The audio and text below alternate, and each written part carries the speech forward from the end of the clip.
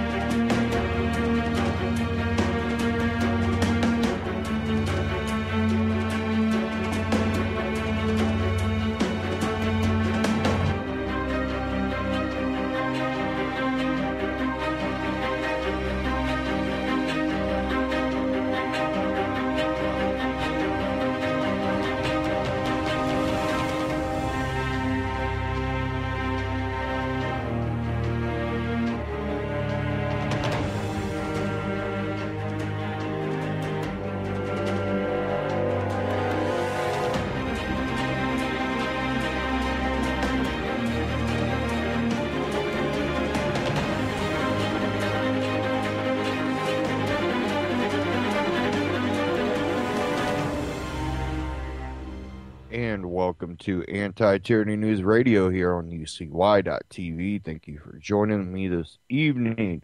A lot of interesting news to go over. We will be covering the Ebola.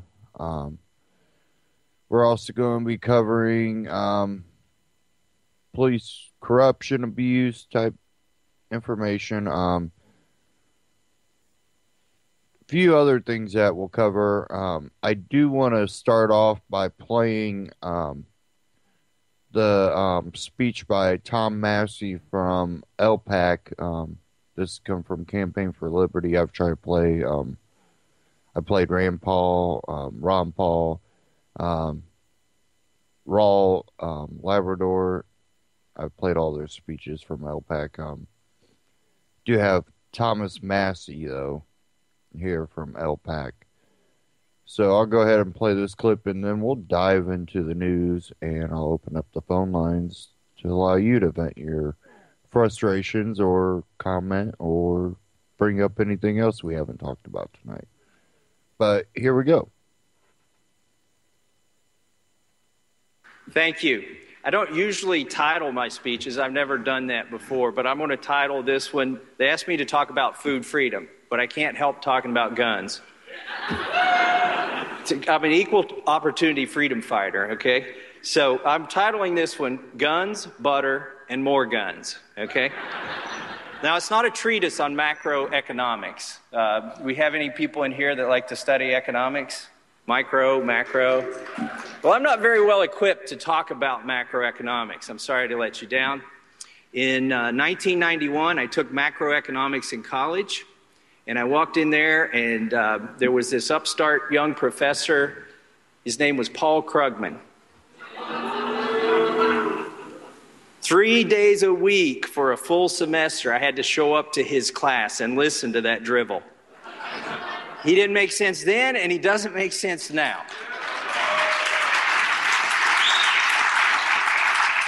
So let's start with guns. I'm from Kentucky. We always talk about guns. When we do political fundraisers, we actually shoot guns because that brings people out. So I had a fundraiser actually last week. It was Friday. And this was to raise money for good candidates at the state level. And of course, I got my kids out of school. I said, hey, kids, you want to miss school to go shoot guns? They're like, yeah, that's a good dad. So they came with me, and we're shooting these sporting clays. You know, they throw them out there two at a time, and you shoot them with a shotgun. Well, of course, at these fundraisers, it's mostly politicians and lobbyists. But what I discovered is my 12-year-old son is a natural with a shotgun. He was just knocking these things out of the air. I was so proud of him. I looked at the scorecard. He was ahead of everybody. And I got my phone out, and I texted my wife right there from the shooting range. I said, honey, Justin is out shooting the politicians and lobbyists. But she texted back, OMG. I hope not like Dick Cheney. I swear to God, that's a true story. But I got a better true story, and this is about fighting for gun rights in the nation's capital.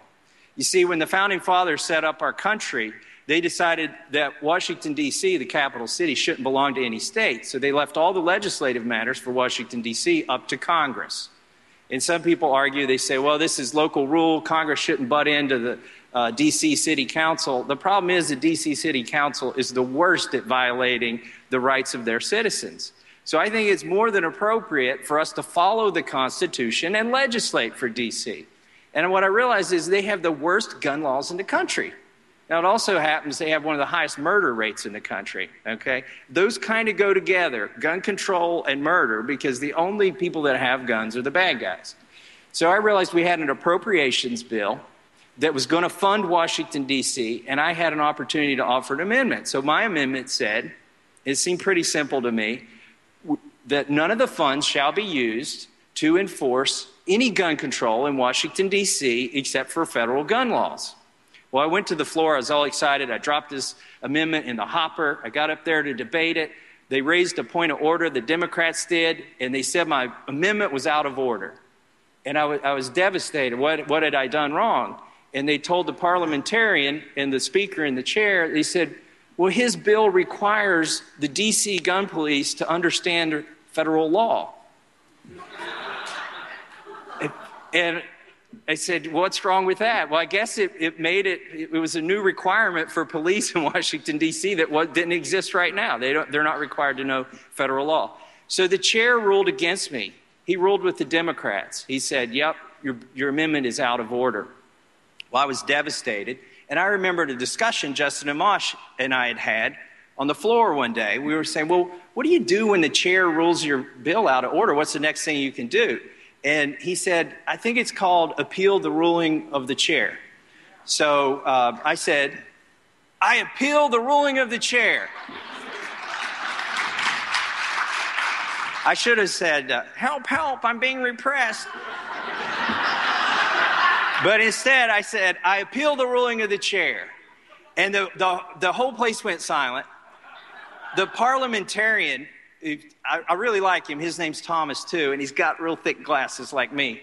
He got giddy. He got excited. They hadn't seen anybody do that in 20 years. And my own party rushed up to me, to the microphone, and they said, you realize what you just did? I said, no, but you could tell me. I think I've got a good negotiating position now by the look on your face.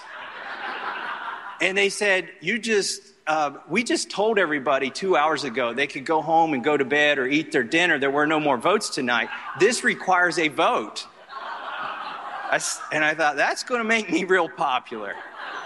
Who knows what these Congress critters are doing at this hour? They certainly weren't watching me on C-SPAN. So they said, well, what do you want to do? So I started cutting deals, and I said, well, I want to make sure I can resubmit this amendment and have another chance. And so I let it die on a voice vote. And so things were back to normal. And a Democrat who from D.C., I will not mention her name, it's not good form, the gentlelady from D.C., she issued a press release and said I had been humiliated on the floor. I wasn't humiliated. I was excited. I shut it down for 10 minutes. Like, I've only been here a year, and I shut this place down for 10 minutes. So she said I was humiliated on the floor, so I resubmitted it without the allowance that they know what federal laws are. And what I just wrote was none of this money will be used to enforce any of their gun laws. And I named all 4 of them specifically, which are all unconstitutional. You see, in 2008, that was the Heller decision had to do with Washington, D.C., and they ruled that the gun control in Washington, D.C. was unconstitutional. So ever since then, the city council has been passing more unconstitutional gun laws. And so a lot of this hadn't been tested yet. Anyways, I'll speed up here. I resubmitted the amendment. The next day, we debated it. The same Democrats were debating against me. And when the camera was on the Democrats, their staff came over to the Republican staff, whispered in their ear. The Republican staff came over and whispered in my ear while the C-SPAN camera wasn't on me and said, the Democrats are willing to let this pass on a voice vote. And I said, thank them for their offer and politely decline. I want everybody on record. I want to know, are you for the Second Amendment or are you against it? Because I've been here a year and a half and I haven't got to vote on this yet. I don't know who my friends are. So we had a vote on it and it passed, and I got 20 Democrats to vote for it.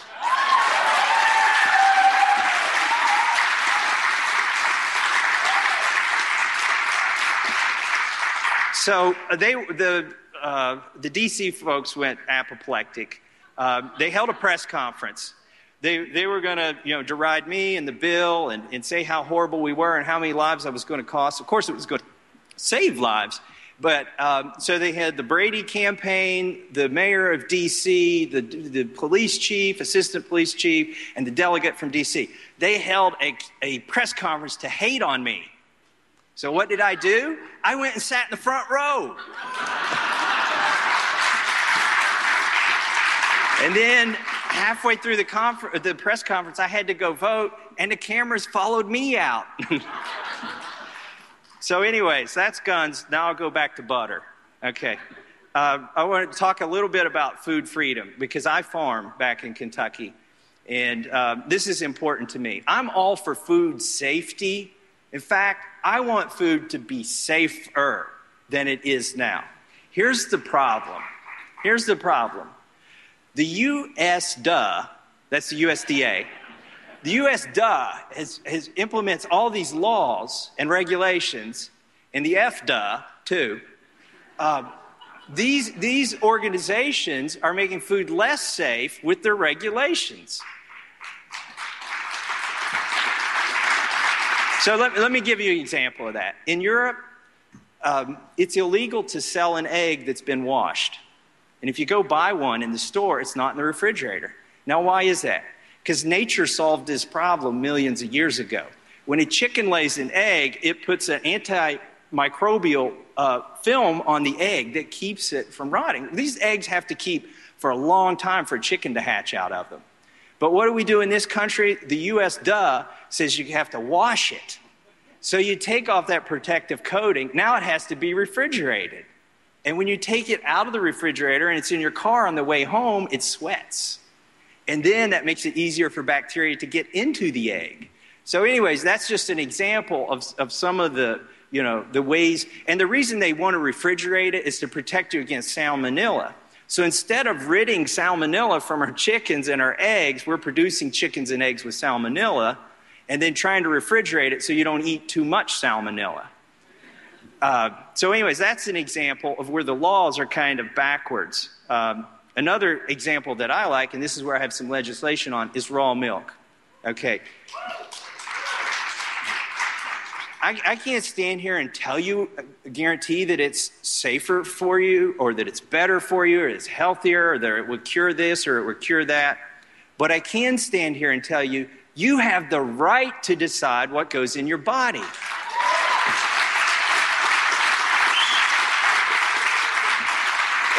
And this should be left at the state level. The federal government should not be butting their nose into this. There's nothing in the Constitution that says they have the right to regulate milk. It's been with us for centuries. Raw milk has. Okay, so Ron Paul had a raw milk bill before me. It's a great bill. I reintroduced it, but I thought, how do we make one of these bills just like idiot-proof, okay, where the common sense just hits you in the face and you got to be a co-sponsor. Which is hard to do with congressmen. They're moving targets for common sense. But so what I introduced a bill that says if one state is okay with their citizens drinking, buying, selling, raising raw milk, and another state is okay with it, then the federal government has no business if you take milk from state A to state B. And so that's the bill that I introduced, and I'm sure glad I got a lot of co-sponsors before I dropped the bill in the hopper. Because I dropped the bill in the hopper with like 24 co-sponsors, and it's still stuck at 24, and I'll tell you why. I dropped it in the hopper, and I did a press release on it, and the next day, the milk lobby came on me like a tornado, okay, a hurricane, whatever. They were all over me. They said I was going to be responsible for kids dying and, this, that, and the other thing. I mean, it was horrible, these press releases they put out. Now think about this. It's the milk lobby, and they're trying to tell you their product's going to kill you. That's not, I think it's time to look for different lobbyists. But my wife was worried too. I mean, I'm stuck up here, she's down there, but she gets Google alerts. And when the Google alerts came out and said I was going to be killing people with raw milk, she was worried. So she texted me again, and she said, I had no idea that the lactose lobby would be so intolerant.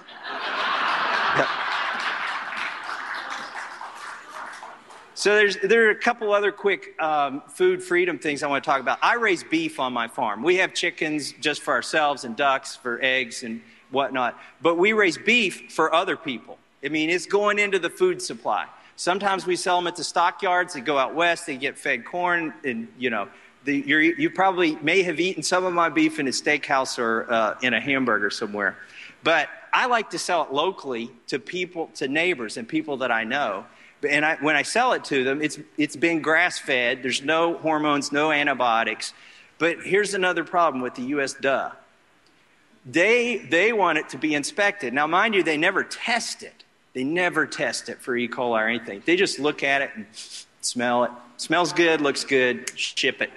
But the packing houses that are nearby me, there's one 3 miles away, he can't provide an office and a bathroom and all this stuff you have to have for the USDA inspector. The overhead's too high. It takes a much bigger company to do that. So if I want to sell the beef to somebody else without selling them the cow first, there's sort of a loophole you can go through. I have to take my cattle over 100 miles away and then try and get it back before it thaws after it's been processed.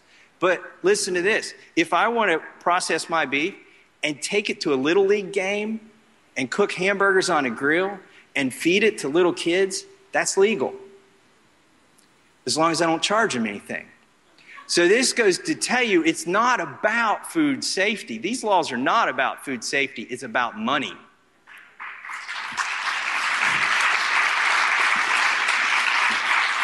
You're probably on the mailing list for Campaign for Liberty and whatnot, so I won't go into hemp too much.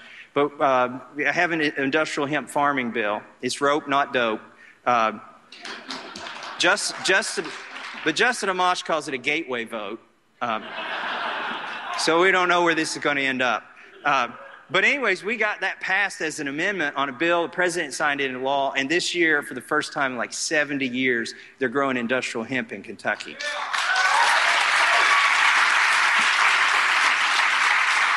So that's pretty exciting for me. All right, so the butter part was the raw milk, okay? So I've done guns and butter. Now I'm going to go back to guns again. But these guns, by the way, when he was talking about the problem with assault weapons being amassed, I thought he was talking about my basement. But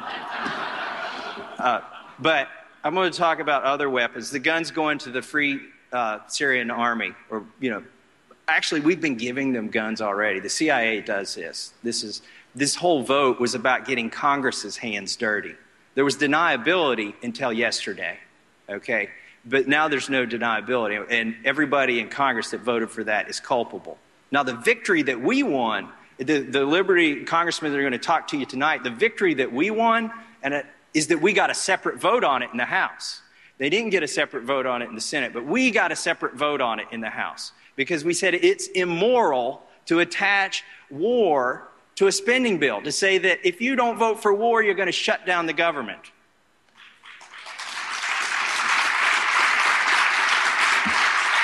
So we got our separate vote in the House, and I'm thankful we did. We had 71 Republicans vote against getting involved in a civil war on the other side of the globe, where the country that's being overthrown hasn't shown any aggression toward our country.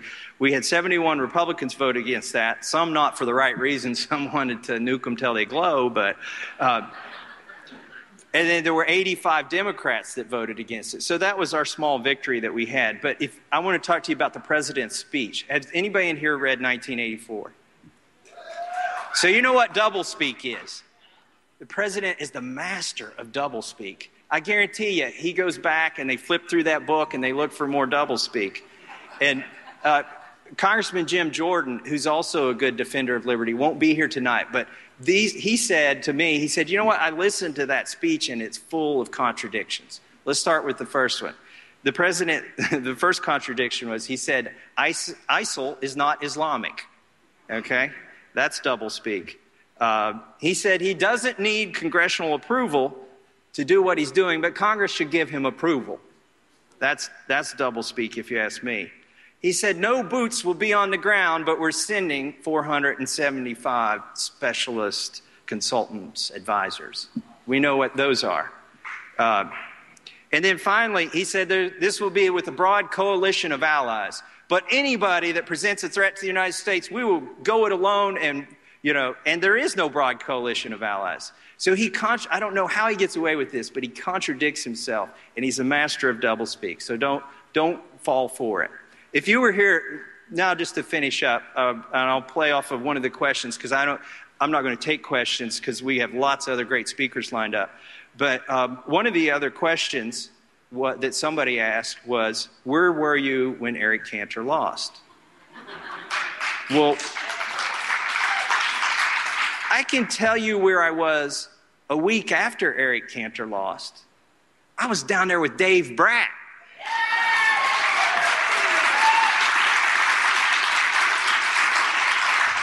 And I was trying to deliver the inoculation for Potomac fever. Because we can't afford to let the Dave Bratts come and get bitten by the zombies, right? None of these guys speaking here tonight are zombies. We're like the guys in the RV driving around trying to escape the zombies. But here's what I want to leave you with. There is a lot of hope. A lot of times we stop bad bills before they ever come to the floor. Have you heard? There's the speaker, there's the leader. What's the third position in leadership? Whip. You got it. What's the whip do? The whip counts the votes so there are no surprises when the C-SPAN camera comes on. They want to know how the vote's going to turn out. And what we have done is to stop a lot of bad votes before they come to the floor by convincing the whip he's not going to have the votes to get the bad bill passed. And we've got some good guys coming that have won their primaries. Nobody's paying attention to this. The Liberty Caucus that Justin took over from Ron Paul is growing, and it's going to grow bigger.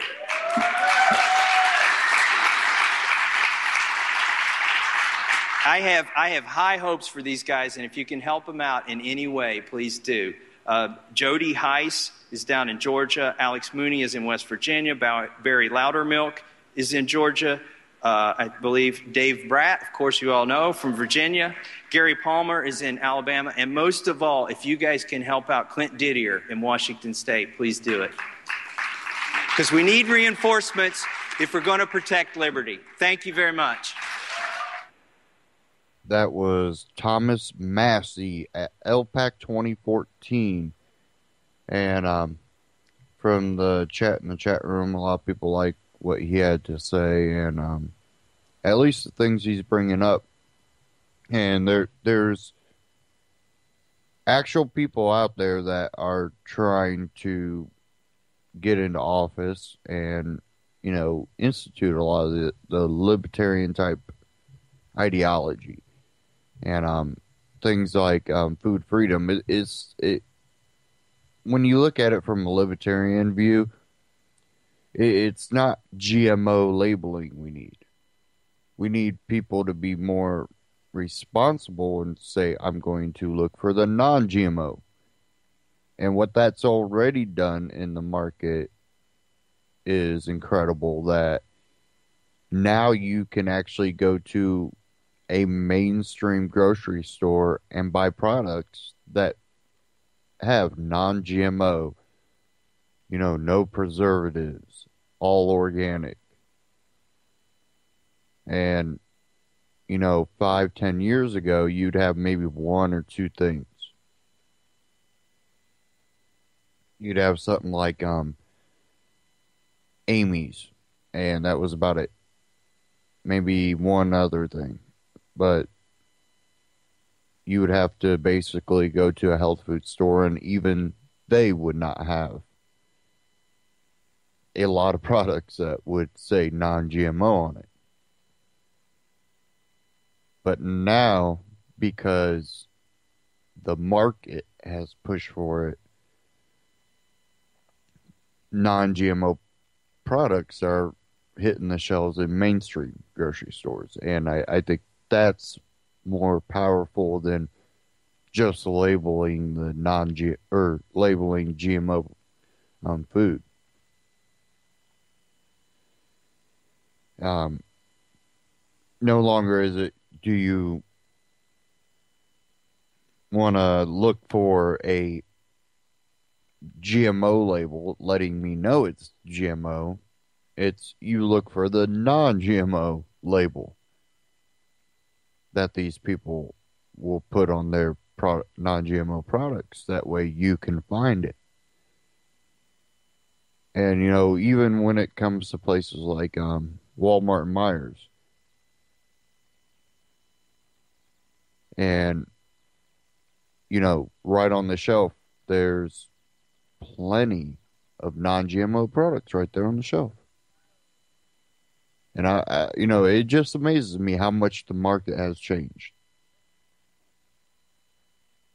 And that's the free market. And, he also brought up in that speech about hemp. He's going to introduce a hemp bill. And the opportunity that would bring farmers, and he's talking about industrial hemp. This is not something you smoke, like he said, rope, not dope.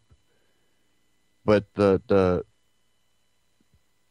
opportunities hemp would bring to America where you could actually grow it. Right now, you can get hemp that's shipped in from overseas. It's not that hemp is illegal, but to grow hemp is illegal.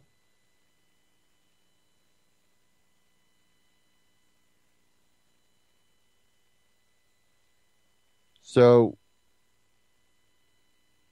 when you look at biofuels, you look at paper, you look at textiles, all this stuff can be made out of hemp. And I personally like the biofuel aspect of hemp. And you can go on YouTube, type in Henry Ford hemp car, and watch a short clip about Henry Ford's hemp car, where the body plastic was made out of hemp fibers and it ran on hemp fuel.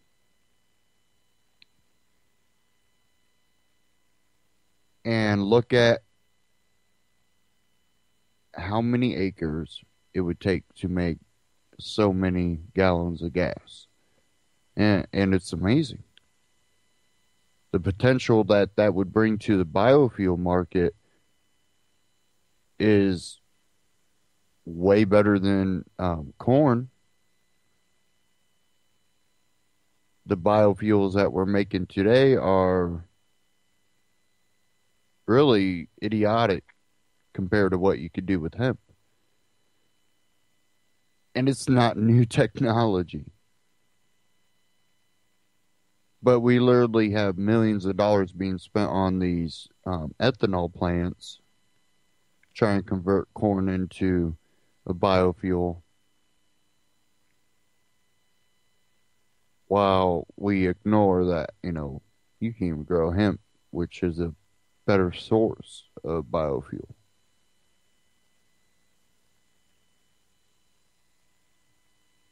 Once we start getting other people to just use a logic.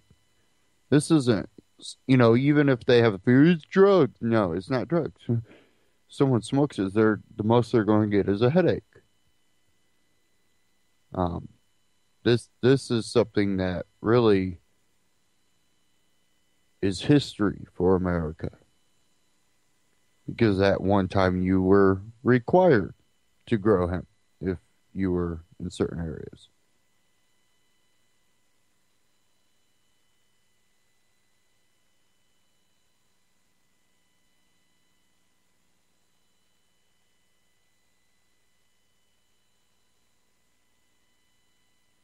Now, I was looking through the news today,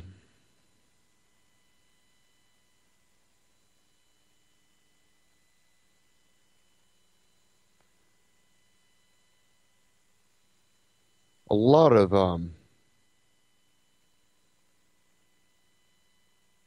let's say police brutality stuff going across my feed, and it kind of surprised me because there for a while we seen, your normal cop block stuff. Then we start seeing, videos come out that were showing officers actually doing the right thing.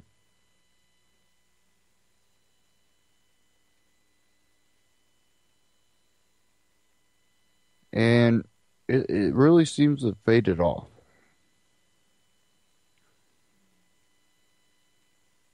And I don't know if it's law enforcement. It's just not that easy to find law enforcement that are willing to do the right thing, stand up for the person's right, not try to bridge their rights.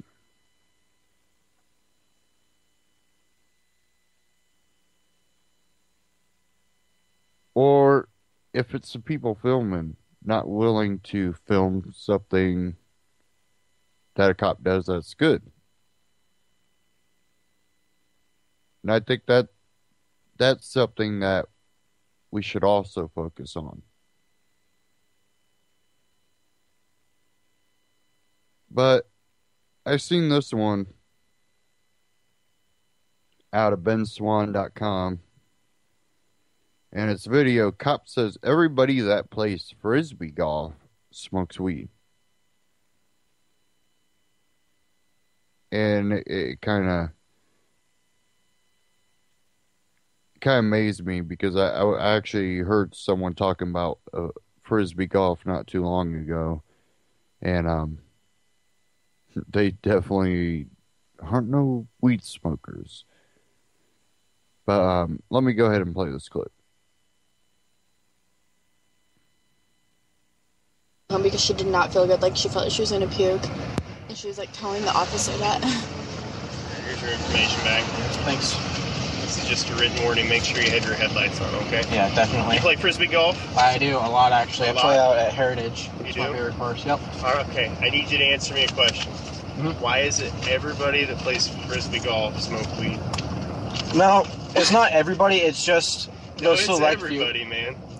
You can't tell me you've never smoked weed before. I mean, I'm not gonna tell you one way or another. See, there you go. How much weed do you have in the car today? I don't. Nothing at all? Nothing at all. Nothing on my So person. if I searched your car, you wouldn't have anything in there? If you searched me right now, I would not have anything on my person. What about your car? Nothing in my car. Okay. Alright. You understand you're free to go and everything, but you wouldn't have a problem with me looking through your car? I actually would, just because I have a disc golf bag doesn't mean that every disc golfer does have weed. So I would actually. So you have weed in the car then, is what you're saying? No, what I'm saying is I would mind if you searched my car because you're profiling me based on me being a disc golfer. No, I just asked you a question, but you admitted that you have smoked weed in the past during our conversation, so that's why I'm asking if you have weed in the car. What I said was I'm not going to say one way or another whether I have smoked pot. Okay, well that's a yes. No, it's not. It's saying I have not smoked. It's saying one way or another I have not smoked pot. Okay. So you don't have anything in the car though I need to know about? No. And just so you know, you are being recorded. That's perfectly fine. So are you. Audio and visual. Perfect. I just find it curious, like you said, when I asked you that question, why is it everybody that plays frisbee golf smoke weed? And you're like, well, it's not everybody. So you answered my question there. When I asked you if you've ever smoked weed, like you said, you're not going to say either way. So that's a yes to me. Because if you didn't, you would say no, correct? No. Okay. So Because I don't trust police officers, so I feel like I don't have to give you an answer. Okay. All right, well, if you don't have any questions, you're free to go then. All right, excellent. Hey, thank you very much, officer. Yep, I'd just like to shake we'll your see hand. you later. Yep, bye-bye.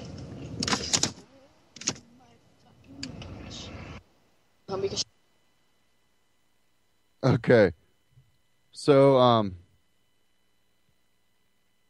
basically, why does every disc golfer smoke pot? Well, not every disc golfer smokes pot. Oh, so you're saying they do? No. Have you ever smoked pot? I'm not going to answer that either way. Basically saying I'm just going to remain silent on that issue. It's none of your business if I have or I haven't.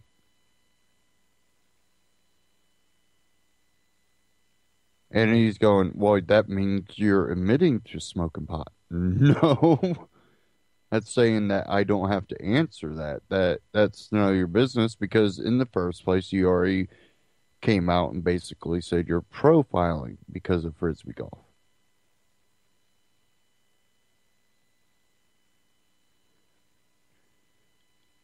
Out of this article, it says here,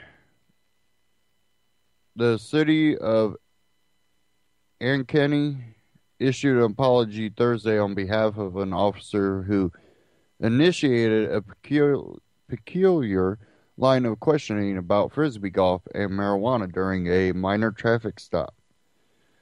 Video surfaced last week of an unidentified motorist being pulled over by an Ankeny officer who is also currently unidentified.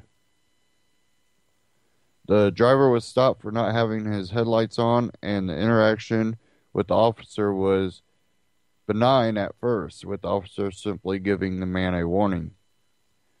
However, the officer apparently noticed the driver had disc golf equipment inside the car and immediately asked him about the sport after returning the man's identification.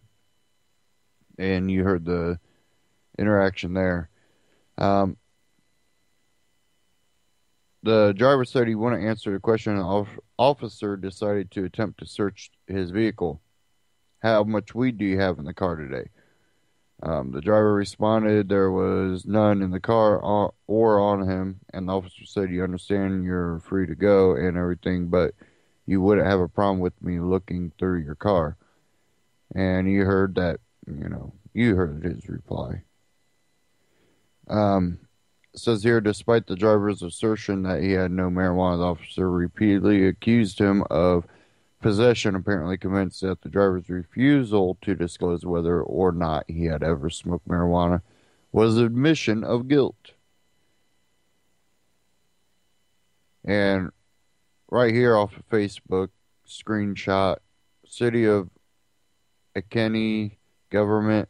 Today, the Ankeny Police Department was made aware of a video of a vehicle stop that occurred earlier this month that was unfortunately handled poorly by the officer. In the video taken by an occupant in the vehicle, the officer engages the driver in a line of questioning that is foolish and not representative of the Ankeny Police Department's training or interactions with the public. This verbal exchange did not meet the level of professionalism expected of Ankeny police officers. Ankeny Police Chief Gary Mikulec respectfully apologizes for the officer's demeaning statements and assures that the video has been preserved for an internal investigation. It's spelled Ankeny.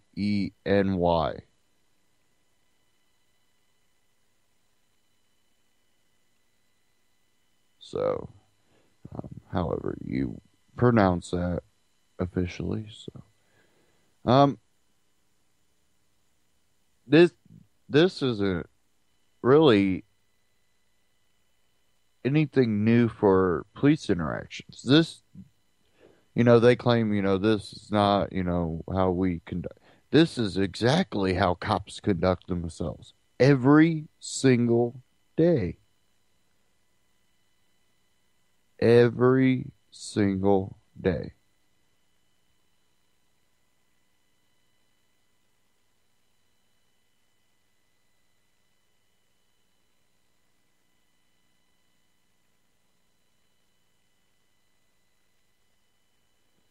Okay, I had another one here.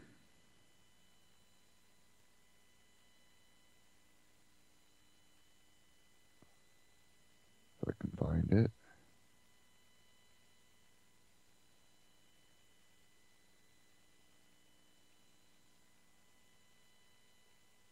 Maybe.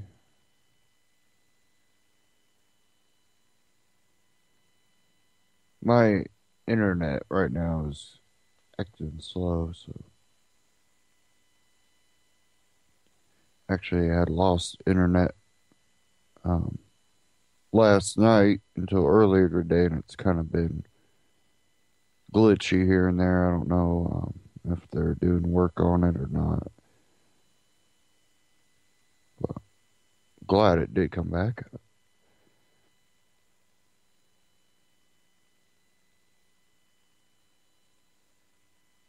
Here's another one.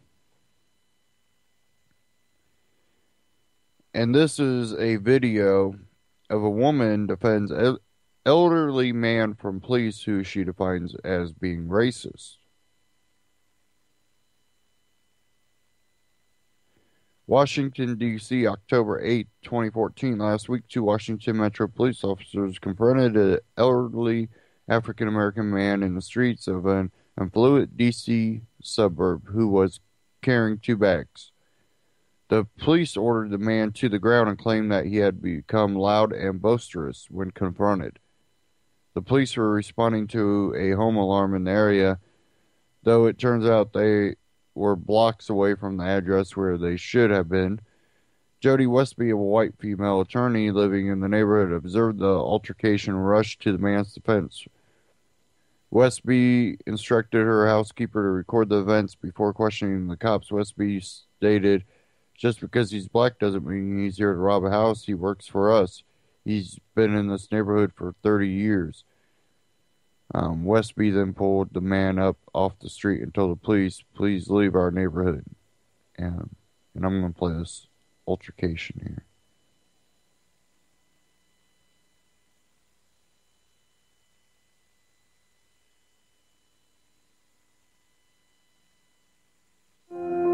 This is the first. Okay. After the commercial.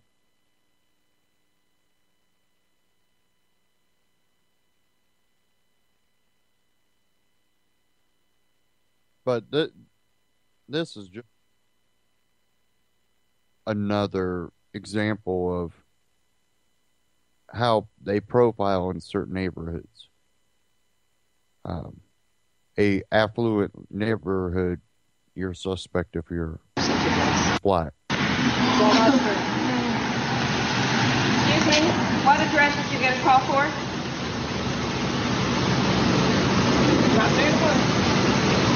What address did you get a call for? 46. Pardon? What number, please? Thank you. You ain't know my sister. She's 60-something years. Dennis, let me handle this. I know. Dennis.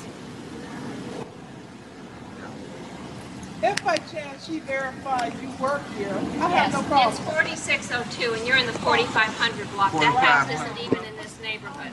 He's coming. We have a burglar. He's coming with that. No. He gets loud and boisterous. Of Because course I you're wanna know accusing how him. he is. Didn't accuse of anything. I'm sorry, but you need to get your officer and leave our I'm telling you, because most police You're officers in know the who wrong I am. neighborhood. You're not Most of them responding to do. this Did call. not accuse him as of You do, yet. kid. You Wanted accusing me. to know where was he coming from? That's what everything else was. He does. She has. She's refused. I built a to property let out here. I know every She part of said the he has property. input. I You're have videotaping. refused anything. Come on, Dennis. Sir. He said you can go. No, because Come on, you're coming. Come And on. tell me, you know my sister metropolitan police.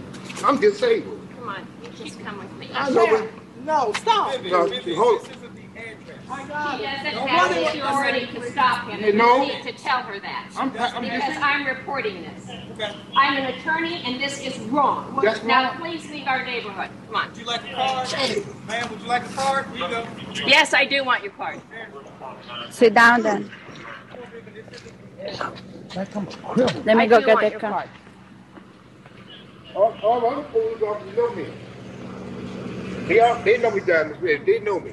Just because he's black doesn't mean he's here to rob a house. He works for us. He's been in this neighborhood for 30 years. Now go find 4600 Foxhall Crescent. Okay, as you could hear, the lady officer, the one that had stopped him, did not want to let him go, even though the other officer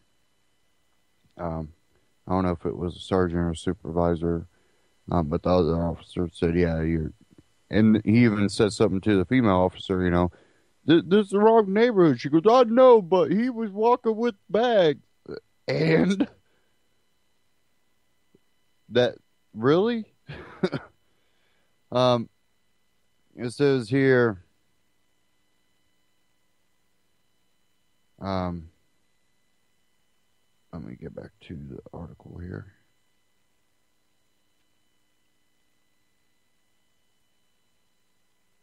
Says,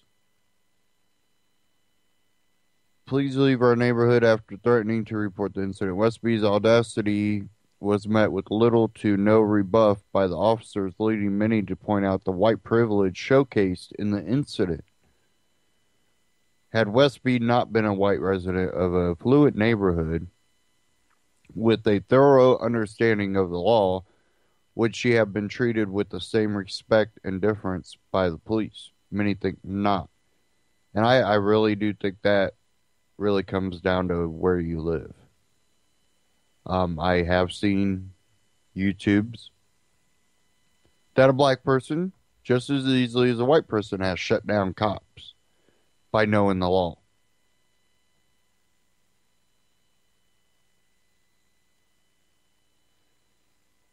Now, not saying that in other places that would not ring true. That, you know, there are plenty of neighborhoods you if you're black, you don't question cops because cops are so corrupt and possibly racist in a lot of facts. And you know, a black cop in a way can be racist against black people. Because I think some of the training and some of the law enforcement, some of the brotherhood and some of the law enforcement basically say, you go to a bad side of town, and it doesn't matter if you catch someone doing something wrong, that you can go ahead and stop them because more than likely they'll have something on them, or they'll run, or they'll do something that'll give you some type of justification behind abusing people's rights. And that's something that is common all around the, you know, country, that there are, you know, police forces that operate that way. You rarely see law enforcement in the affluent communities.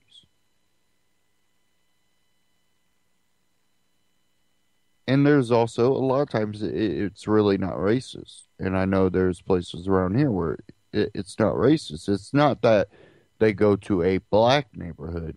They go to all the bad portions of town, whether it be black, Mexican, Asian, or white. And they will do whatever they can to catch people doing things, or just basically abridge that person's right to catch them in the act.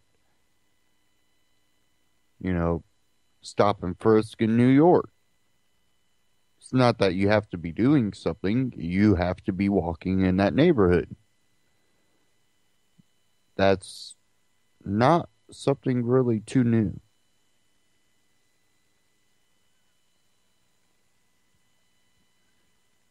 And you know, a lot of times when it comes to searching a car, they like to say that your refusal to allow them to search the car is your guilt.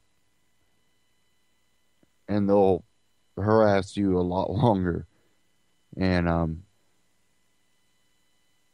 that's why most people, even when they have something, will go, oh yeah, you can search my car. Hoping that the officer will go, oh, well, he'll allow me to search it, so I won't search it too well. When it's actually the opposite. You allow them to search your car.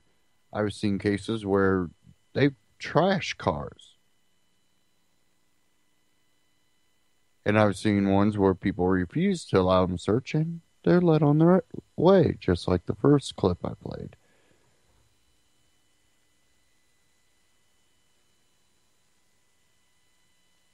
And they really, really don't like when you know your rights. That doesn't really play into their hand too well.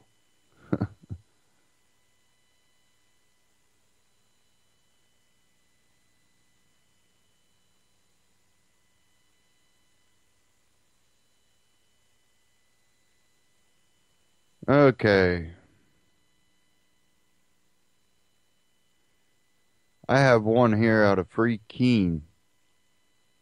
Bitcoin Magazine reports from Stone Farm Bed and Breakfast Inn in Fitzwilliam. Run by liberty activists and Free State Project participants Matt Roach and Katie McCall, Stone Farm on Liberty Acres Bed and Breakfast in Fitzwilliam is a destination for those visiting New Hampshire or someone already here that just wants a getaway. They take Bitcoin at Stone Farm, so folks from Bitcoin Magazine drop by for a stay. And I'm real into what's going on up in the Free State Project, and I think that's really a experimental kettle up there, bringing people that believe in liberty together in all different forms and fashions, whether it be getting involved in the political process there or other activism, and the simple fact that you're bringing a whole bunch of people that believe in liberty together, that they can actually make a type of change. And I've been kind of an advocate for Bitcoin. I think that Bitcoin is something revolutionary in the way that commerce has been handled. And it's not for everyone, and it should never be your only investment if you decide to get into Bitcoin. It's not a fail-safe, it's not, this is the one thing that is safe. Nothing is safe in the world we live in today. That's why you have to be diverse in what you put your wealth into, because nothing is 100%. And Bitcoin is the same way. It can lose value. It can gain value. It could go belly up one day. Who knows? I doubt it, but maybe in a shit hit the fan scenario and you don't have electricity or a way to get to a computer, might not be the thing for you. But that's why you have other investments. But let's say if it was just your country falling apart and you had that, you could get your money into Bitcoin and get out of the country with that money on a bit, on a little disc, little microchip. Might be something that you could look at. But I'm going to play this clip here. It's a quick one. Bing, bing, bing, bing, bing.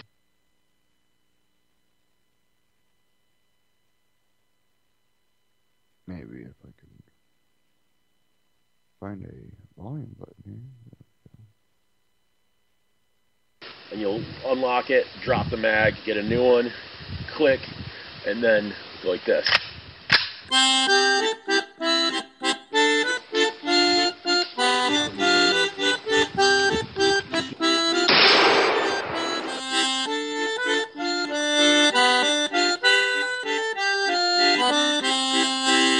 Hi, my name's Matt Roach, and this is Stone Farm.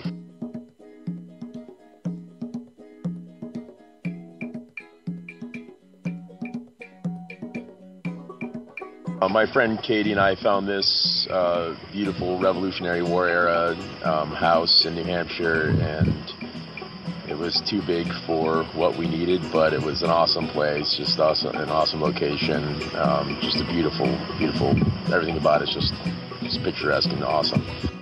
Bitcoiners that come through, like they have a place to stay here where they can spend their crypto. You know, it's not just Bitcoin. We'll accept any cryptocurrencies here. The rooms are the Snowden room and the Manning room. And Katie, my partner, chose those names because those are, Edward Snowden and Bradley Manning were two important people to her, and I was somewhat of a fan myself, obviously.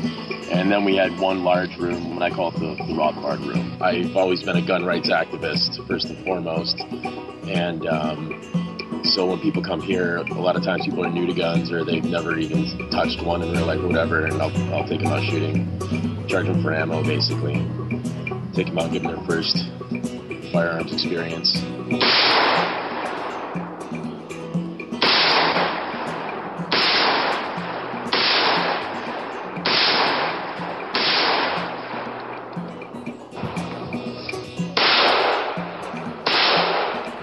But I can take this.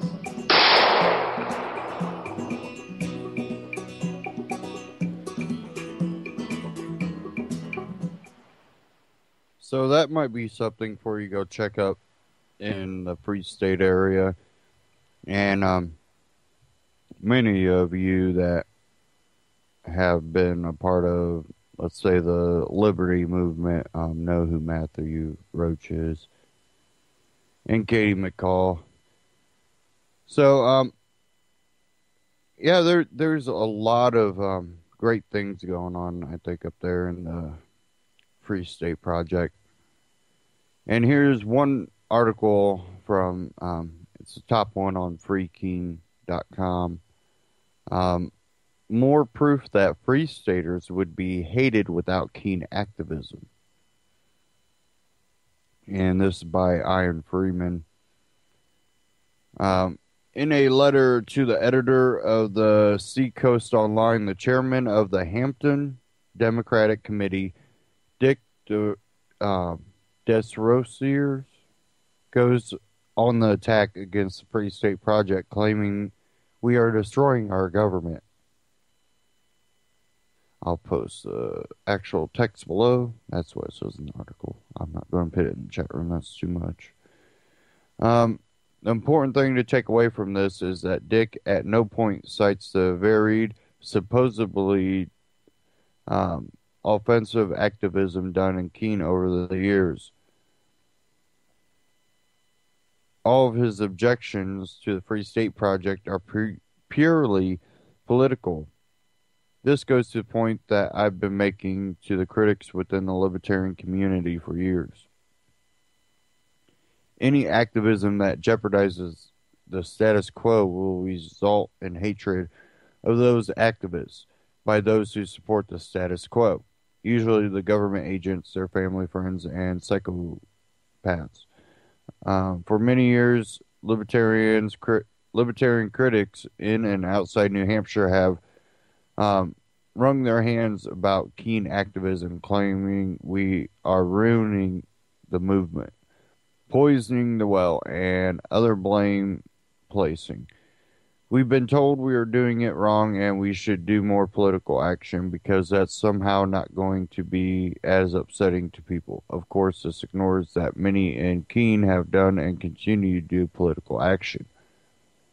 The reality is that political action takes longer to foment change, and it's not as visible or newsworthy as, say, civil disobedience. However, this hate letter and the constant attacks on political activism and free staters, Aaron Day, are just two more recent examples that those on the political scene will also find themselves under fire from the haters. In fact, as Free State Project participants win more seats and begin repealing bad laws, you can expect the attacks to increase and frequency and vitriol. According to Aaron Day, opponents have spent untold thousands on their full-color hit piece mailers. The people in power know that the Free State Project is a threat, peaceful to their control over others, and they hate us for it. While much of keen activism is a threat to the ideas that back the status quo, the political activism by Free State Project participants is an actual threat to the structure of power. It's therefore arguable that eventually the political activism will bear the majority of the brunt of the haters' anger. Despite keyboard libertarian warriors' beliefs, there is no way to foment change to a more free society without creating enemies. Most people outside New Hampshire and the larger libertarian movement don't understand this because the libertarian movement has virtually never been a threat to the status quo anywhere outside of New Hampshire, with the exception of Ron Paul. If you care about liberty, move to New Hampshire if you want to win, but prepare yourself for the anger and assertion that will come with the success. First they ignore you, then they laugh at you, then they fight you, then you win. And I've seen this myself when it comes to the Free State Project and other libertarians throughout the country. They go, oh, that's, they're just up there to, be activists, on the street type activists, and, cop blockers. And, well, no, they've really been a political force in that area too. And I think that the bigger that political force does grow, the more that they will. Like Ian said here that, they will start bearing the most of the brunt because they will be the challenge to the system.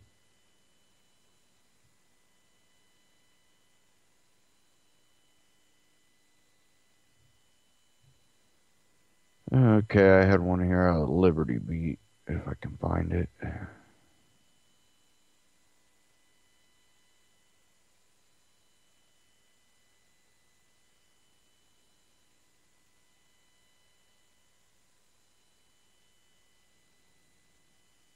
probably lost it because it was a while ago before I seen it.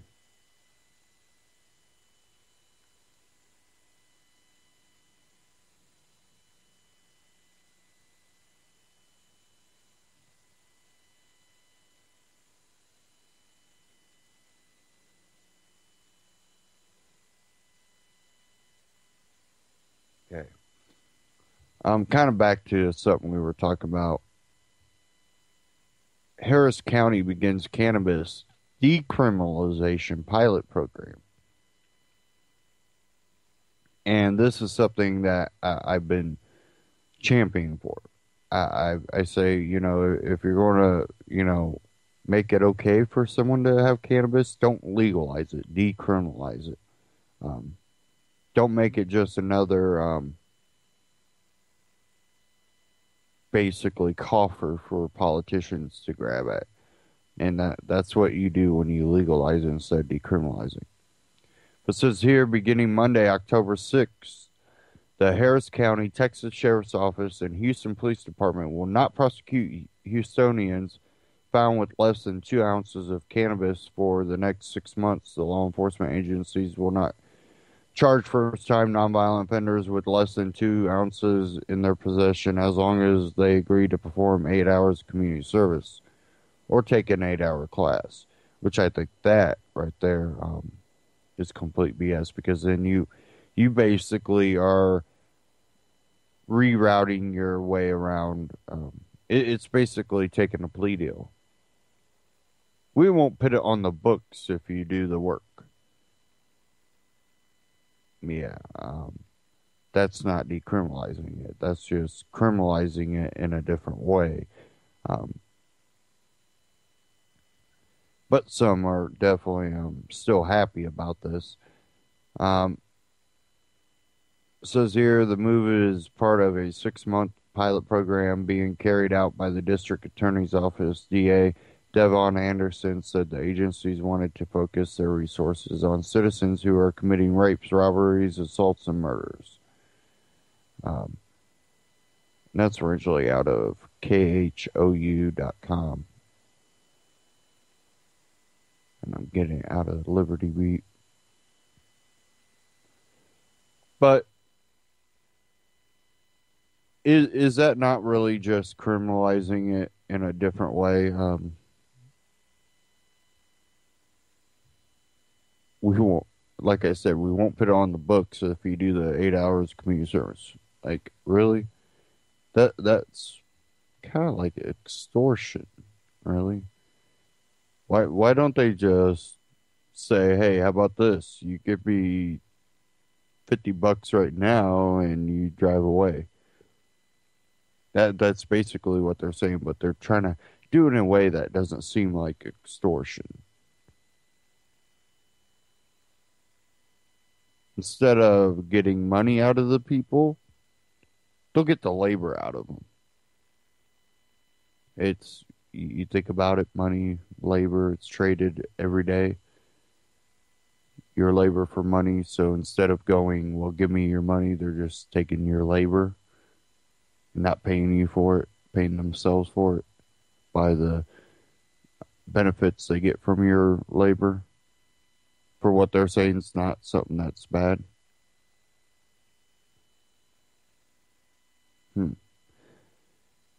But that really shouldn't be something too new.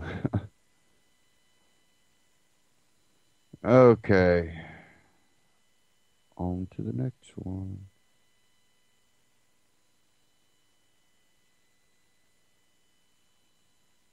If I can find it.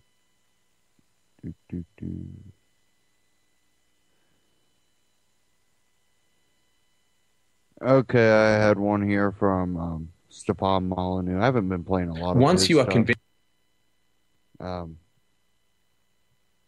For the simple fact that he's put out some videos that I highly disagree with.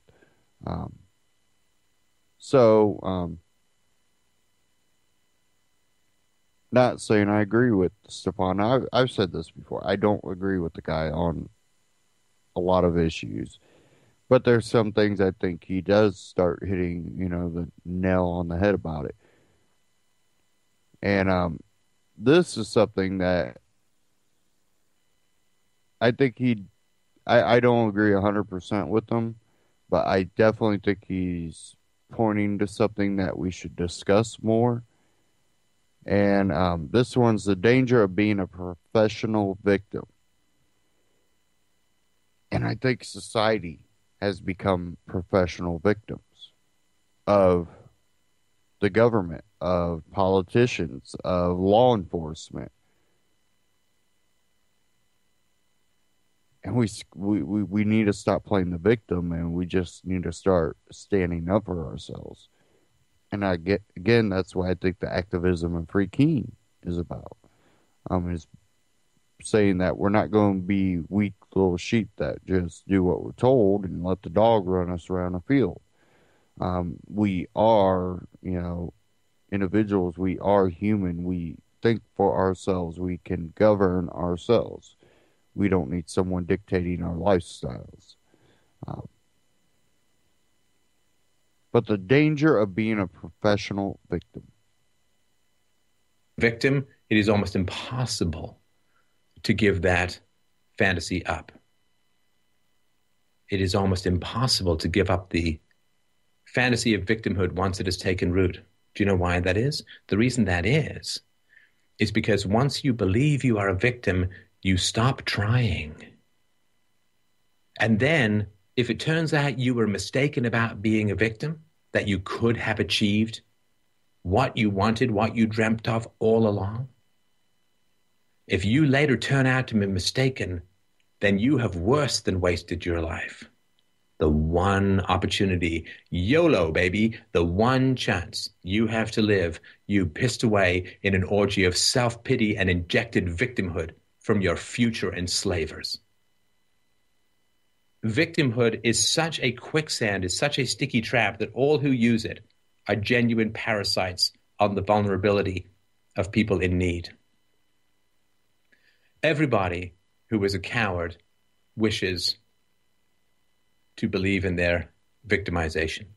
Everybody who is a failure wishes to believe in their victimization. Everybody who is an abuser is an abuser because they've believed in their victimization. Abuse is simply the flip side of imaginary victimization. Everybody who fucks up wants to pretend it's not their fault. It's the system. What chance do I have? The system is so oppressive. Won't let me get ahead. And the more they fail, and the more failures like that you breed in any community, I don't care where it is, what gender it is, what race it is, what culture it is, the more failures you breed because you have infested them with the brain maggots of victimization, the more losers and failures you breed, the more those losers and failures are going to turn around to all the kids and say, you can't get ahead. I tried. You can't get ahead. System, the man, the whites, the patriarchy, they're going to get you down. Grind you down. You got a chance. Kids are like, oh, man. Well, that sucks. Man, I can't get ahead. There's apparently a man and a system and a patriarchy and white people. We can't get ahead. Oh, God. Well, if we can't get ahead, what the hell is the point of even trying? Why bother? Oh, don't you just hate those self-fulfilling prophecies? If you can convince people that they're victims and freedom is their enemy, then they lose all of the habits and dedication and integrity and hardworking capacities that actually would have changed their lives. When people believe that there is a system called freedom that oppresses them, they have a metaphysical worldview called injustice. In liberty, there is injustice. And then whoever makes it over that, whoever cracks and penetrates that vision, that fantasy of victimization, becomes an apostate, becomes a heretic to the fantasy of victimization. And you have the great challenge of explaining to yourself and to others why, if there's this terrible system that keeps you all down, how that person and that person and that person and that person and that person and that person and that person made it out. They become your enemy. You must tear them down. Now the victimization is not top down, but bottom up. Bottom up. Instead of the fantasy that there's a group pushing another person down. The reality is, if people believe that fantasy, oh, there is oppression, but it's bottom up. It's bottom up. It's if you make it out, you are shattering the myth of victimization, so I better pull you back down. This how you're going to break oppression? By pulling down whoever is trying to get out to maintain your own fantasy of impossibility. Do you know where I should be statistically?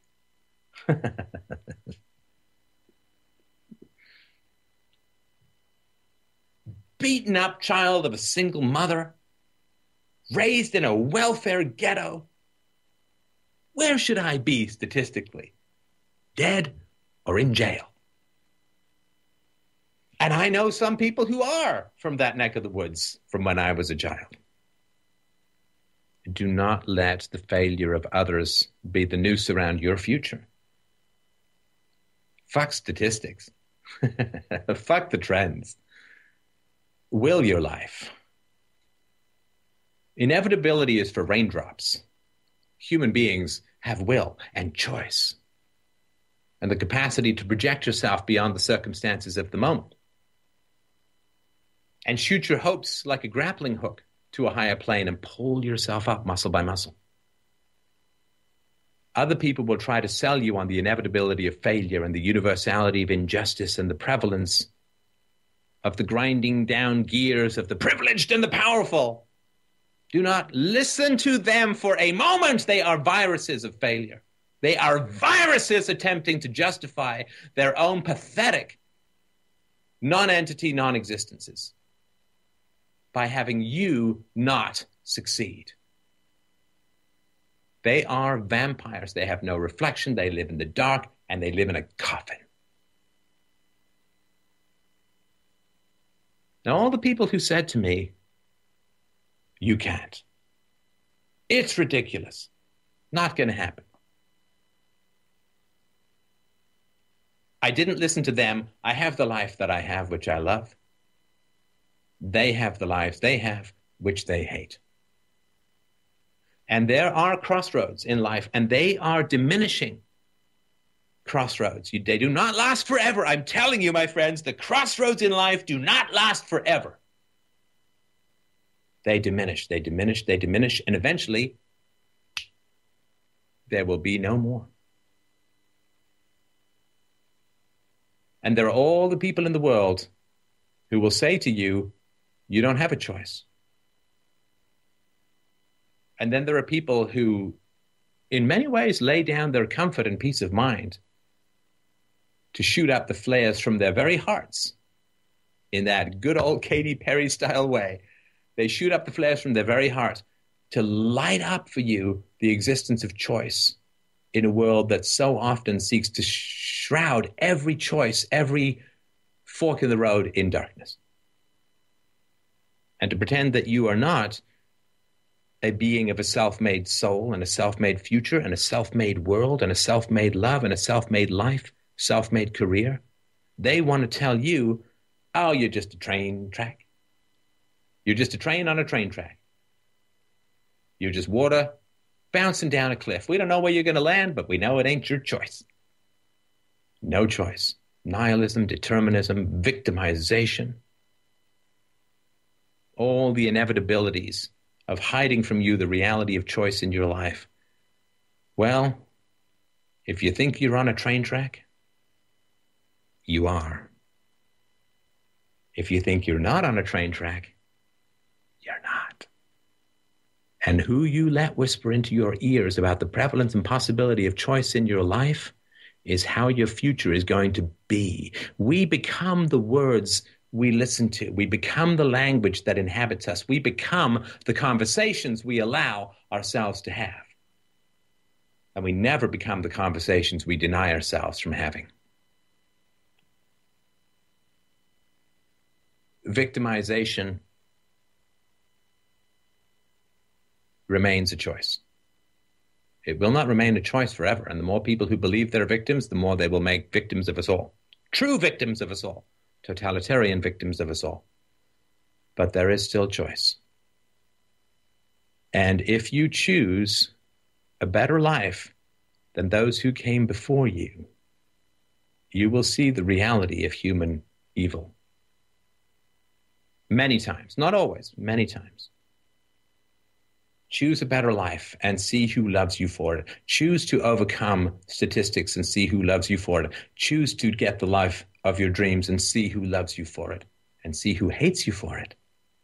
Because if you can achieve the escape from the imaginary victim prison, if it turns out there's no prison, no walls, it's all just a holograph of susceptibility to propaganda. If you can walk out of that prison, hey, no lock on the door. You know you could have left at any time. Say that to a guy who's been in there for 40 years. What's he going to say? Thanks. No. No, he's not likely to say that. And there's nothing wrong with failure. Don't get me wrong. Failure is essential. You can have a whole lifetime of failure. And you can be incredibly valuable to society by telling people how and why you failed and how and why you could have done it better. Great. It's not that failure is a problem. It's the people who externalize failure into a system. The system got me. The man. Whitey. Men. Come on. Forget all of that. Forget all of the illusionary limits on who it is you can become. Forget all of the stories that people tell you about what you can and can't do. Heroism, magnificence, courage, virtue, striding the world stage like a colossus, these are choices. There's no stone of great pianing, being a great pianist. You just keep practicing. And you keep practicing because you simply refuse to bow to statistics. You refuse to bow to the inevitability of failure that is constantly whispered into your ear by the Iagos of failure who would love nothing more than to reinforce their delusions of an obstructing system by having you bump up against their imaginations and fall flat on your ass. Move forward into your future, into the life you want, as if there are no limits. Because if you don't believe in them, that is an automatic repellent to the vampires who would whisper the limits are everywhere and omnipresent, and that limits and victimization are the physics of our social universe. If you act as if there are no limits, people with limits will flee your very existence because it challenges and denies the limits they have put on themselves, so they avoid the necessity of courage and growth and virtue in this world. Get to your goddamn future, people! There's nothing in your way. There's nothing in your way except the holograms of other people's failures. May it look real. It's rendered quite well. And there's endless amounts of art and theology and theories and class systems, and all racism. All of this stuff is put there. And it feels like you're running full tilt boogie into a thick forest. But there's nothing there. I'm telling you, there's nothing there. That forest is a phantasm. That wall is an illusion. And you will yourself to run through it. And there's nothing on the other side except everything you want.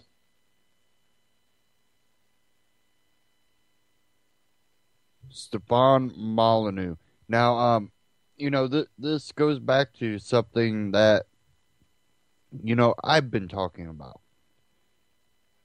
And this is, don't let other people's expectations hold you back. This goes, even when it comes to the liberty movement, you be the change that you want to see, as Gandhi would say. To quote Albert Camus, live so absolutely free that your very existence is an act of rebellion. That you yourself are the living proof that you can live free, that you can prosper. And there's many people in the liberty movement that have proved that. They're not rich, but they're living. They're happy. They have friends. They have family. Up in the Free State Project, they're creating a community that they all can coexist in. The number one thing that the establishment does is convince you that you need help to be what you want to be. They do it in the simple fact that they say that you have to go to school. What was that girl's name that just got the Nobel Peace Prize? Malaya or Malaysia, I don't know. I can't pronounce it, but Malayla or whatever. I applaud her for being revolutionary in her area, in her life. But there's one thing wrong, and this is because she is young. There's one flawed thing in what she's promoting and what she believes in right now. And it's not that little girls shouldn't be educated. No, they should be able to get educated in, whatever they have passion in. They should have, the equal rights. I believe in all that. Hers is that they need to go to school. They need to go to school. They need to go to school. Well, what happens when that school is what's holding them back.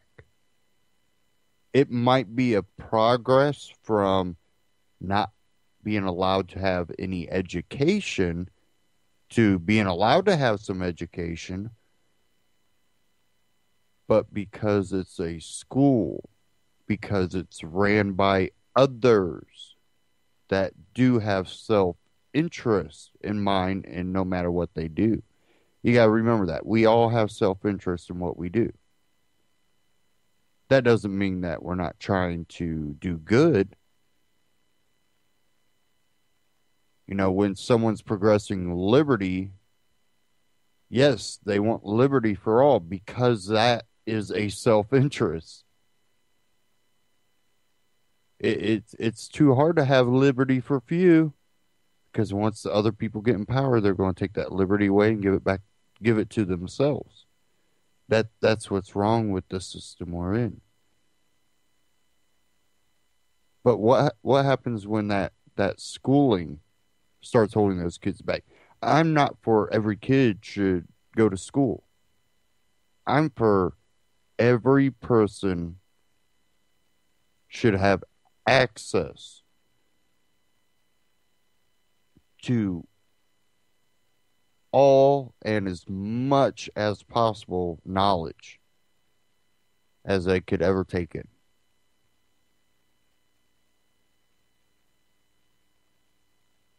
That is where the change will come. That even things that we might disagree with shouldn't be censored. Everything should be out there.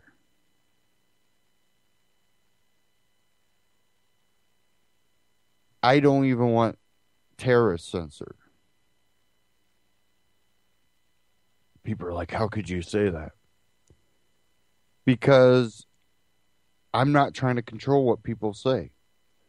I'm not trying to control what people think. But if there's an understanding that you don't, no matter what your beliefs are, no matter what your ideology is, no matter what type of lifestyle you choose to live, you don't have that right to force it upon another. You don't have the right to abridge other people's rights. That's not a right. That's a offense to rights. So, someone can hate a group of people. Hating something is not a crime. To believe differently is not a crime. But you are not to use force upon others. That is a crime. And when a population understands that, it's easy for them to defend people they disagree with. Because, well, you're allowed to be in disagreement about that, but I might disagree with your lifestyle, but I'm not going to allow someone else to push you around. Use force to try to change your lifestyle. As long as you're not doing anything to hurt people or abridge other people's rights, you should have your rights upheld. That's what a free society is.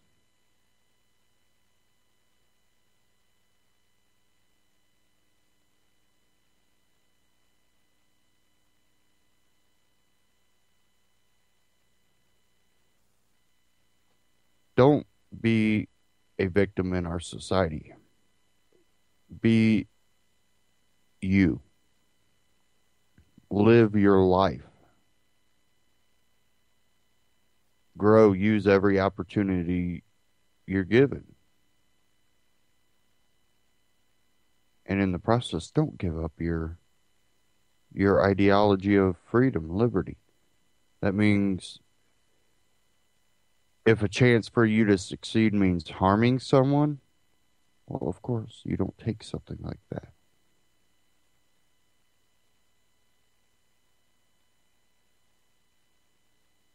Okay, I'm going to move along here. I have one here out of Ben Swan. I seen this and it just Really irritate the crap out of me.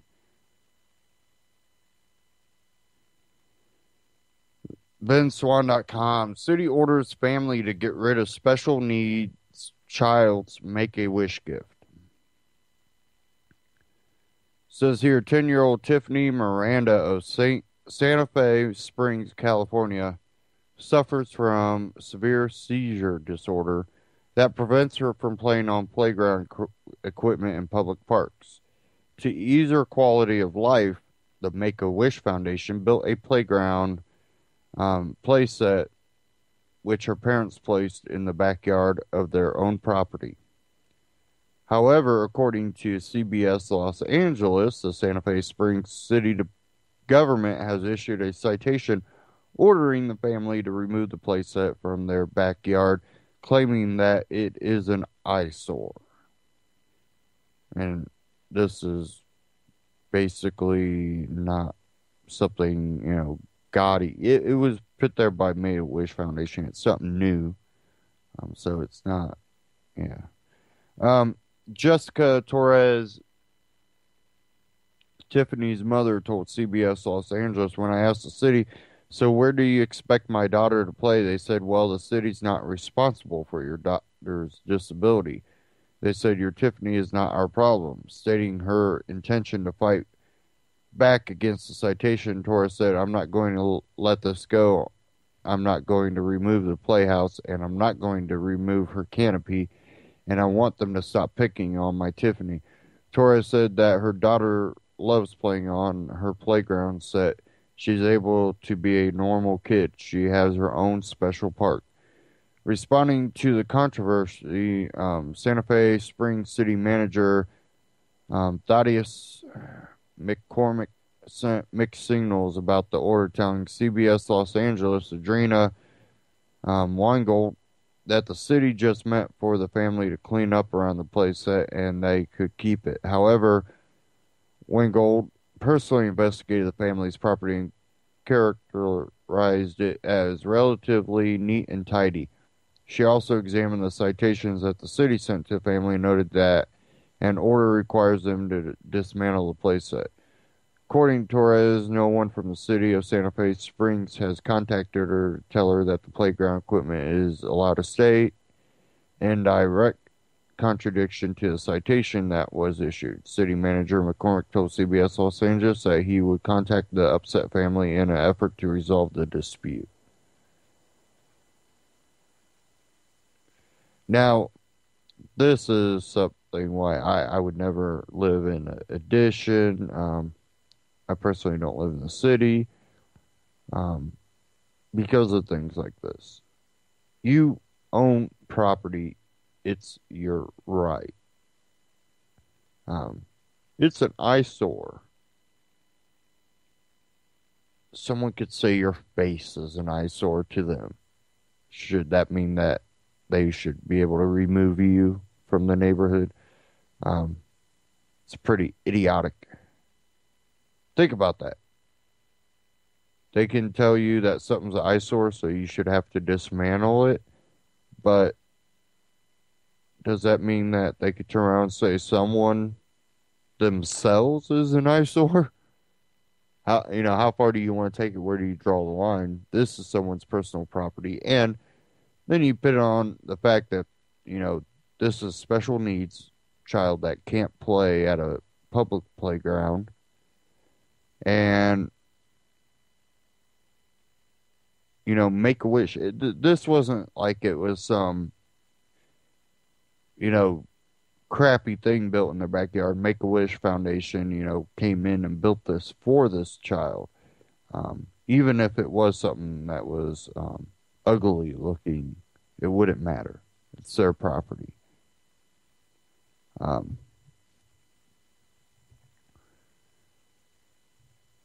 It's just another idiotic thing. I don't know, how else to describe something like that. You would think that it would immediately be, oh shoot, we're about to take a, special needs kids, playset away. We better go back on that. they kind of did a half-ass, we'll kind of say something different to the news station, but really we won't do anything different.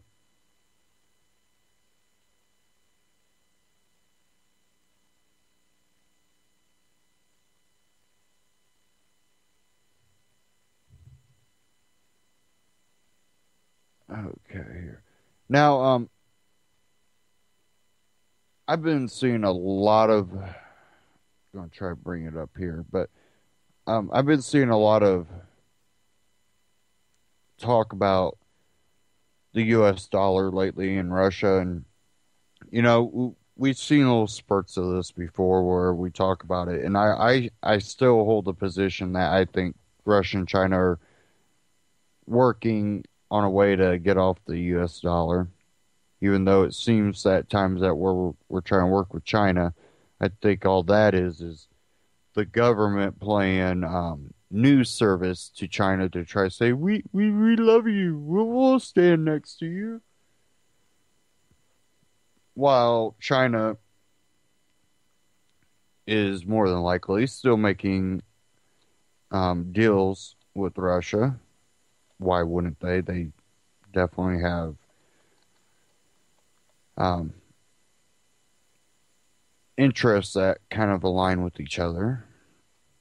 So, of course they're probably still working with each other. There's no reason to think anything different. I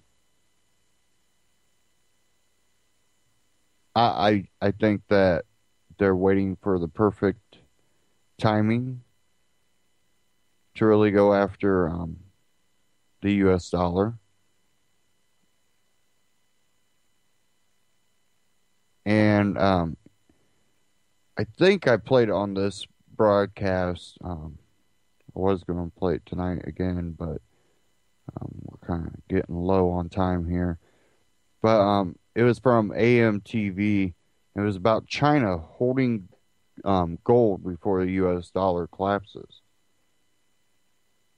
Well, I've also talked about on the broadcast about news report about gold ATM machines in China where you could go up and get gold.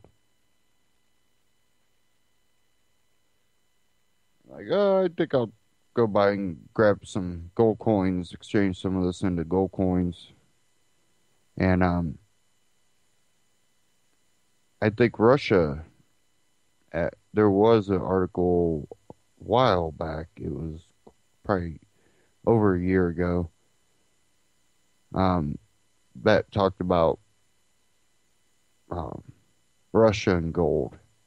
Forget exactly what it stated. It's been a while. But I think that they're starting to make moves that are going to end up collapsing the dollar, and I think they're helping create a bubble. What they're doing is they're kind of backing out of certain things to allow this bubble to be created. That way they can get as much money as they can. And I think we're going to start seeing the beginning of it. Here's 3 titles. Actually, let's say 4 titles. I'll just read 3 of them. Right here from Drudge Report. 1, stocks turn ugly. Second one, Dow red for year.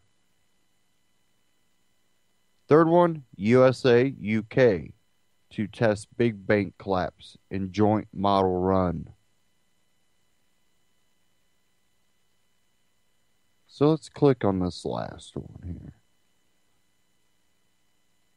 And this is coming out of Reuters. It was up on Drudge.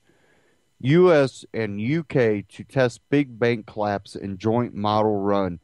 October 10th, Reuters. Regulators from the United States and the United Kingdom will get together in a war room next week to see if they can cope with any possible fallout when the next big bank topples over.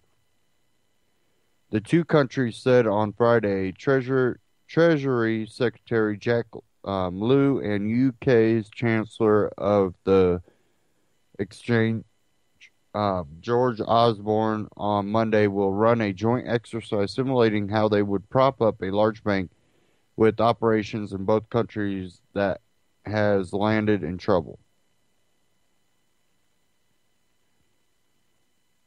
Also taking part are this right here is kind of important. Federal Reserve Chair Janet Yellen and the Bank of England Governor Mark Carney, and the heads of a large number of other regulators in a meeting hosted by the U.S. Federal Deposit Insurance Corporation.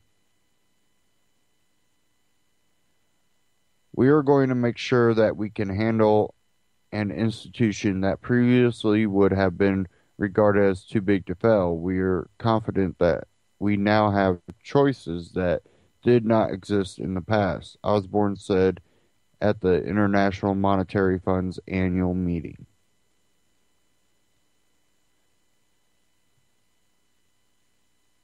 Six years after the financial crisis, politicians and regulators around the globe are keen to prove that they have created rules that will allow them to let a large bank go under without spending billions in taxpayer dollars.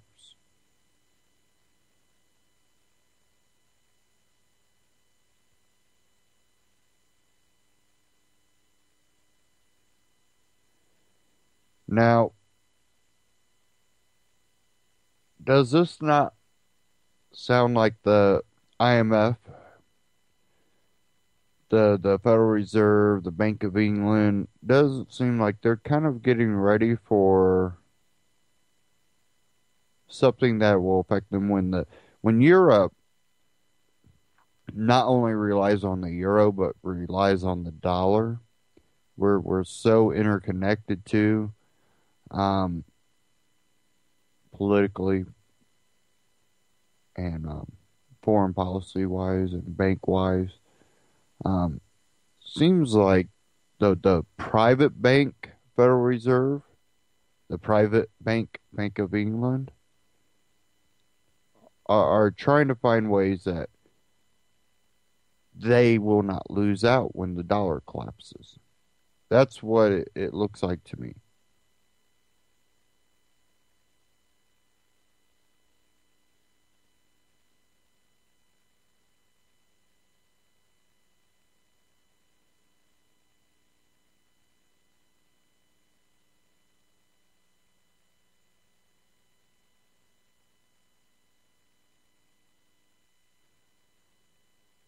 Says here they have forced banks to ramp up liquidity and debt capital buffers to protect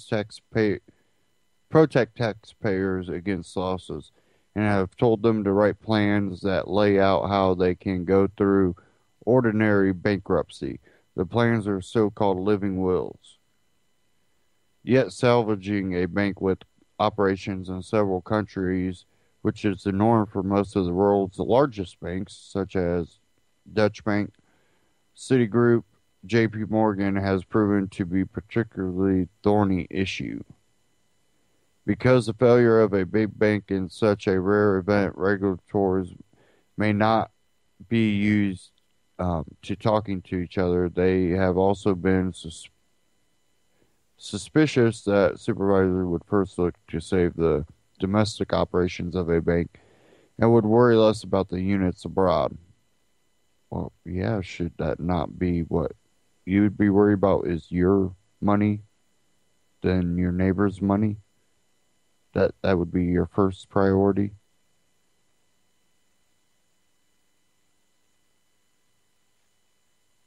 We are a self-interested race, human race, self-interested. We let go of that self-interest at times to help others, but usually helping others is also self-interest.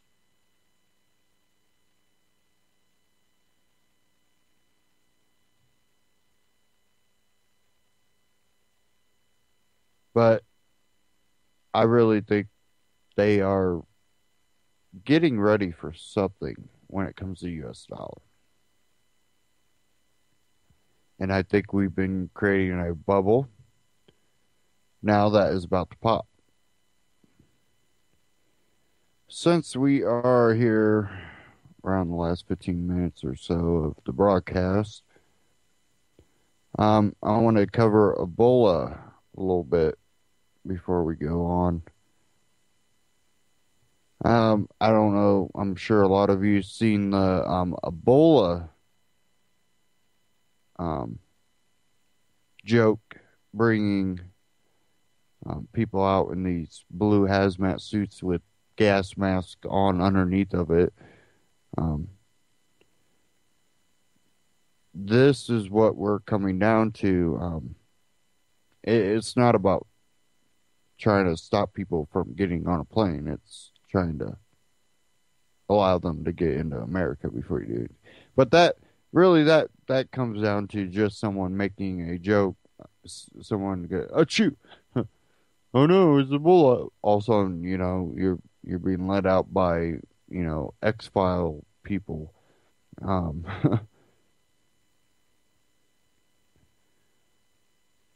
We know that the military recently has arrived in Africa in the hot zone.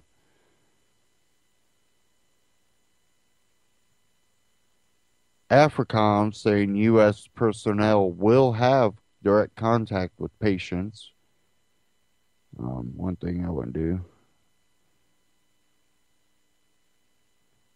A magazine recently put out an article about the outbreak reveals flaws in protective gear. I have one here about the fear escalating in Europe. And, I'm going through Drudge, so these aren't normally websites I normally go to, but like I say, I check out everything I can. I'm an info junkie. In Europe and Africa, this one out of the Christian Science Monitor. In Europe and Africa, steps to curb Ebola range from isolation to a police state. Give me a second here.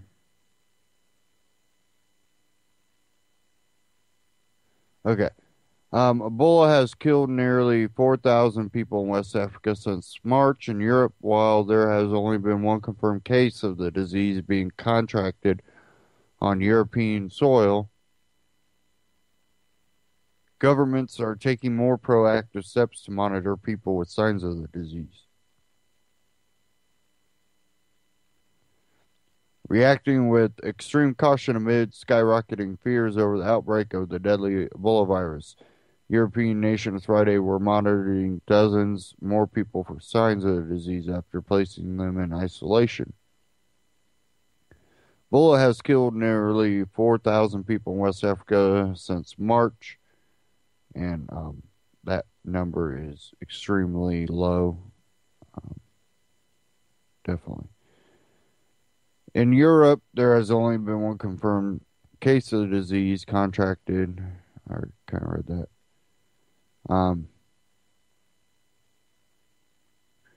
A Spanish nurse got Ebola while working in a secure facility has led to finger pointing and blame in Madrid, raising concerns that other European nations could see similar cases without strict precautions. In Macedonia, 35 people have been placed in isolation. Authorities are awaiting lab test results of blood and tissue samples that were sent to Frankfurt, Germany for analysis after being taken from a Briton who died Thursday within hours of going to a hospital in Skopje, Reuters reported. Officials said there was only a small probability he had Ebola. The test results were expected by Saturday based on the epidemiological analysis made yesterday. Health authorities are closer to the standpoint that there is a small probability that he had Ebola. Dr. Jovanka Kostovka of the Health Ministry's Commission for Infectious Disease told a news conference 10 others were in hospital isolation, including the ambulance crew that treated the Briton. None of the 35 patients in isolation have shown any symptoms of Ebola. In Prague, a Czech man has been tested for symptoms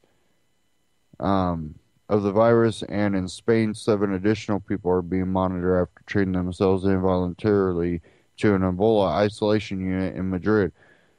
That's where a nurse, Teresa Ramiro, who treated 2 Spanish mercenaries infected in Africa, is herself being treated. 6 others are already being monitored in the unit. The nurse's condition was described as serious but stable. She was diagnosed days after reporting symptoms. Ebola is passed only through contact with bodily fluids in those showing symptoms of the disease. Now, I'm not going to read the rest of this, but the fear is ramping up worldwide. It showed up in Europe, the U.S. Who knows how many third world countries it might be popping up in that we don't know anything about yet. We definitely could be there soon, I think. Let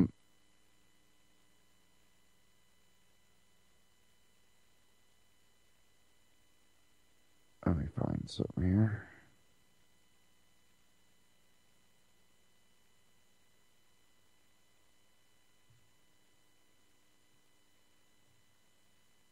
Give me a second here. Darn it. Keep hitting the wrong button, closing things up. Sure. Darn it. Okay.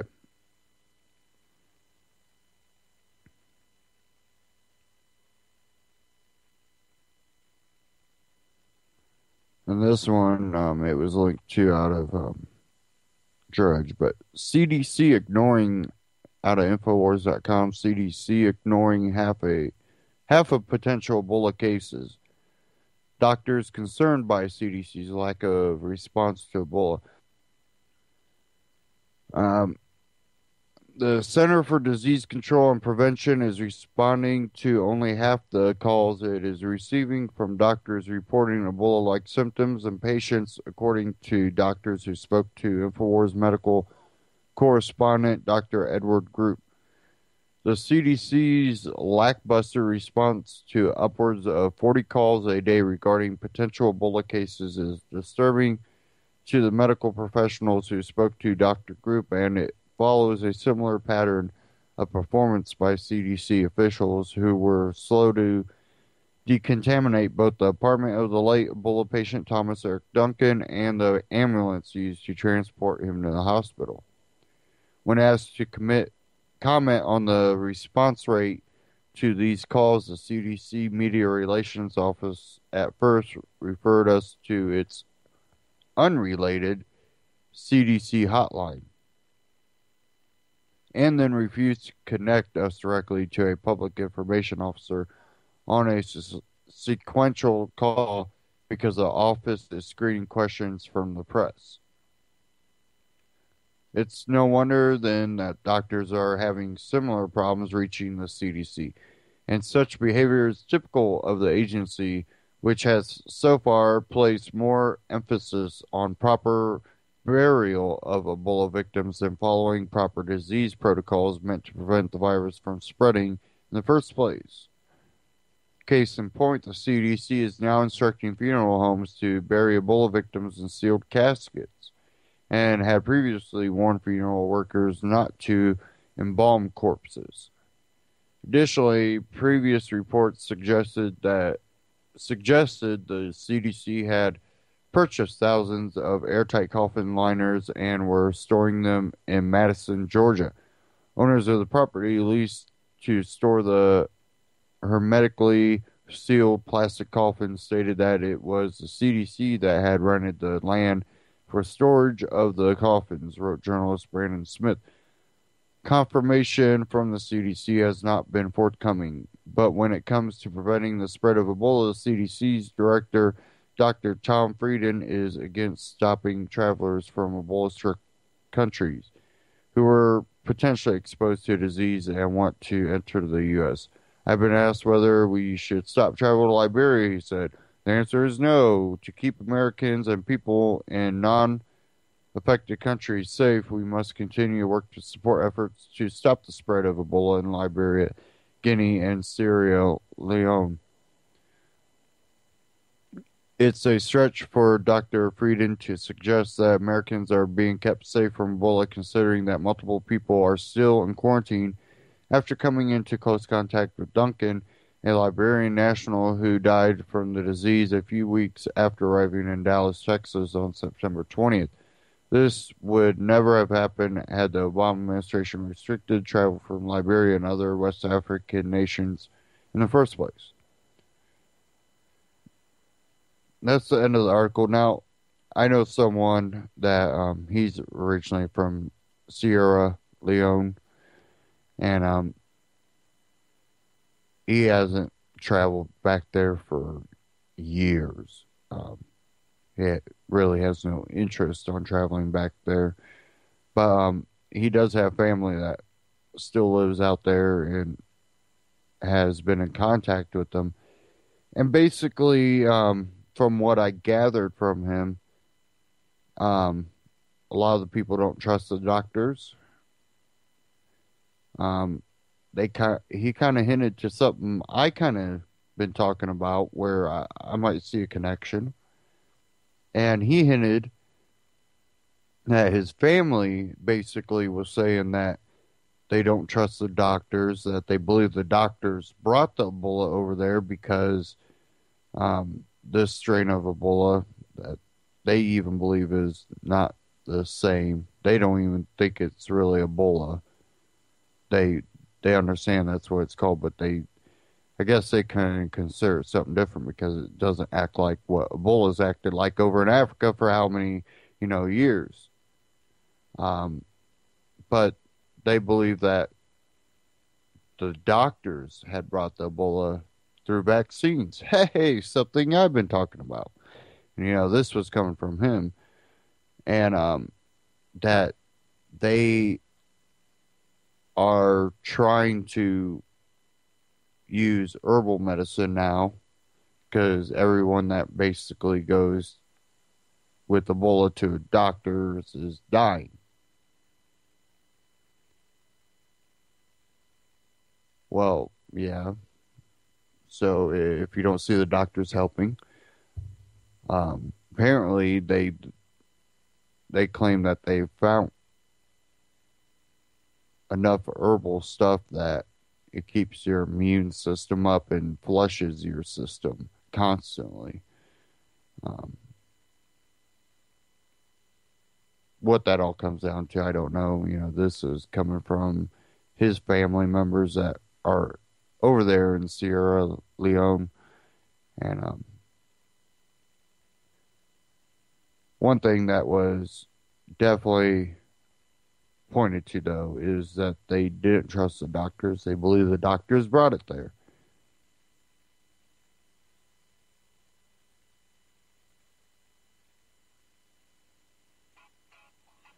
Whoa, we're up at the end of the broadcast already. Well, I want to thank everybody for tuning in tonight, and stay tuned for the other great broadcasts here on UCY.TV. Try to stay safe, keep your immune systems up. Take care, have a great weekend, and I'll see you next week.